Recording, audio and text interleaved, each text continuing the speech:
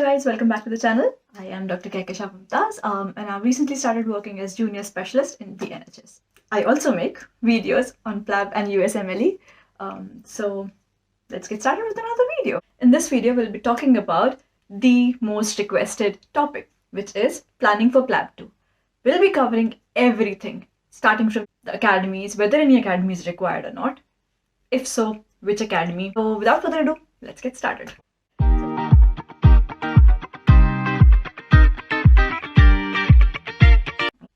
Alright, now let's talk about the academies available for PLAB 2. So I'm sure you must have come across a lot of academies when you go into PLAB 2 preparation. In this video, we'll be specially talking about what are your options with regards to the academies, what are the expense of preparing through these academies, whether you should actually go for an academy. We'll be discussing the pros and cons of these academies. And we'll also be talking about the mocks. And lastly, I'll be sharing my experience related to these academies, that I went for it and what all did I do that made me pass the exam in my first attempt. Moving on, so the first thing being, what are the options? Now, the famous academies that I'm sure you must have come across would be Aspire, Samson, Swami's classes, Moshobi Academy, and many more. I mean, these are the famous ones. And I'm sure you must be struggling to pick one of these academies, but don't worry, it's drill to the rescue. Let's begin by discussing the general idea behind these academies. The way they treat patients here in the UK, it's very different from what we do back home. Here, it's more about making the patient comfortable with or without treatment, instead of treating his symptoms with or without comfort. So PLAB 2 is a game of empathy, sympathy, and this concept is fed very well to you when you join any of these academies. They'll teach you all about how to be an active listener, how to talk to patients in a polite way, and take decisions related to his treatment, all of it in 8 minutes. So you will get an idea about the system, and you'll also get an idea about how to manage time, which is, I think, the most essential part when it comes to PLAB 2 exam and PLAB 2 preparation. While all this is important, would you really want to pay £650, which is an Indian equivalent of 65,000 rupees for a 12-day class? So let's go through the pros and cons of the course, of this 12-day course.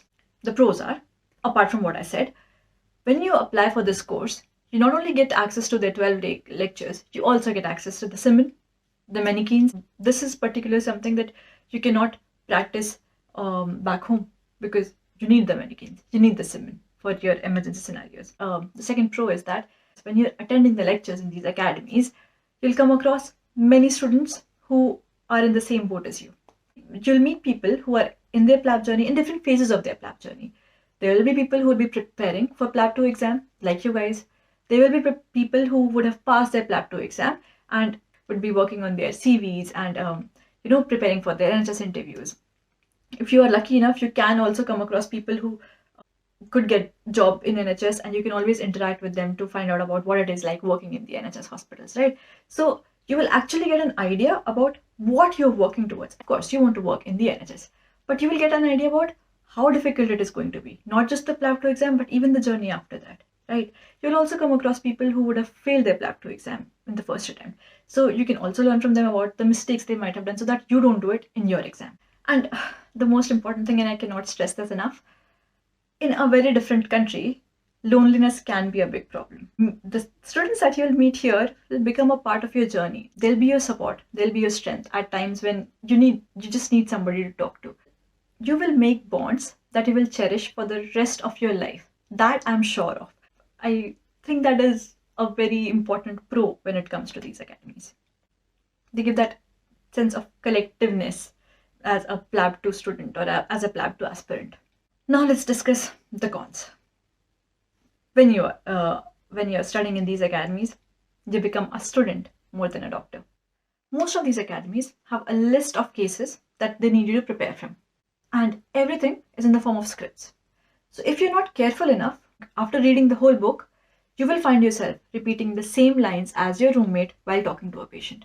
You will lose your individuality as a doctor while talking to a patient because you are saying the same lines that your roommate, that the other person is saying as a doctor.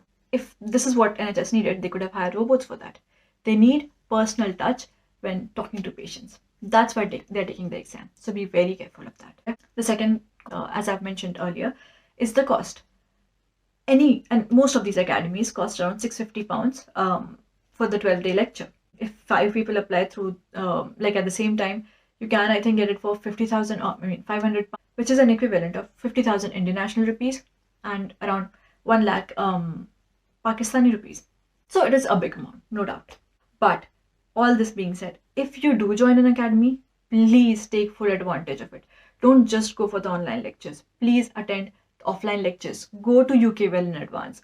Attend the offline lectures, and most importantly, practice with as many people as you can, as many students as you can. Every student will teach you something about your consultation. When you practice with one person, you will get an idea about what is missing from your consultation. So learn from them, not just from the books. Lastly, let me share my experience of the PLAB 2 exam, what I did, how I prepared for the exam. I joined Aspire Academy and I did not focus on the online lectures because, well, the online lectures were boring. In all of these academies, it's online. It's not that interesting.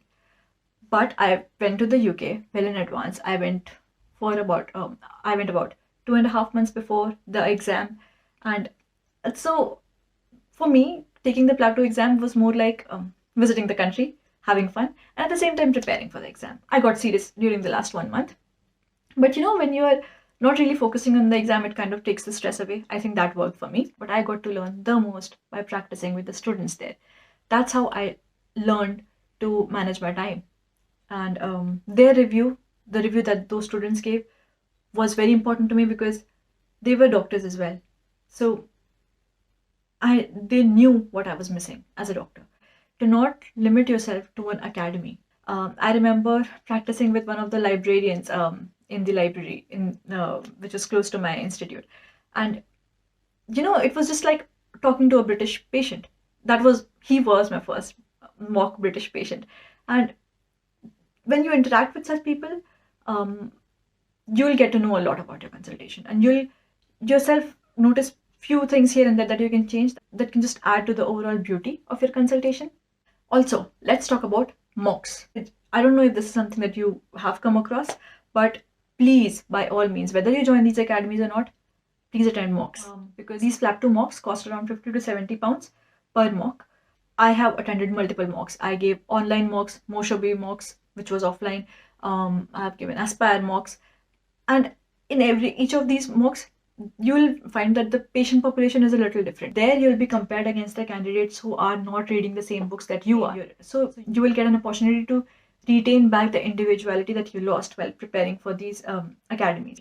After taking my first mock, I spent the last 15 days, unlearning everything that I had learned in these academies. Not because they taught something wrong, not at all, but because I had earlier focused on the lines. So I was trying to be polite in a very bookish manner. And that is not something that you want when you're talking to a patient. You want your originality. You want your individuality. I don't know why I keep saying that, but you want your consultation to look original. If you found this video helpful, like, share, subscribe. You know that. I'll see you guys in my next video. Good luck.